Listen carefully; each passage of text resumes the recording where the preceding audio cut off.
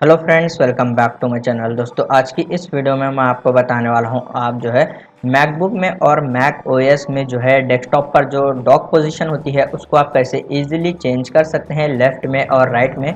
तो इस वीडियो में मैं आपको यही बताने वाला हूं। तो दोस्तों, बहुत सिंपल है, आप इस स्टेप को फॉलो कीजिए। तो यहाँ पर अभी ये बॉटम में है, आपको जो है सबसे पहले मैकबुक की सेटिंग को ओपन कर देना है।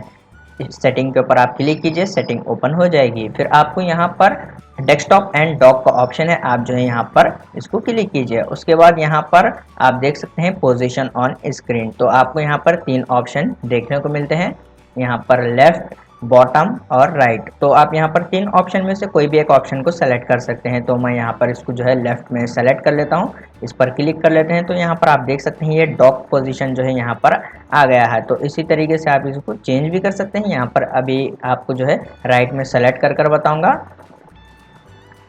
तो यहाँ पर आप देख सकते हैं इस तरीके से यहाँ पर ये राइट में आ गया है। तो बहुत सिंपल है दोस्तों, आप जो है डेस्कटॉप पर डॉक पोजीशन को जो है चेंज कर सकते हैं मैकबुक में और मैक ओएस में। उम्मीद है आपको ये वीडियो पसंद आ गया हो, तो प्लीज़ लाइक कर देना और इसी तरह के वीडियोस देखने के लिए हमारे चैनल को सब्सक्राइब कीजिए। मिलते हैं नेक्स्ट वीडियो में।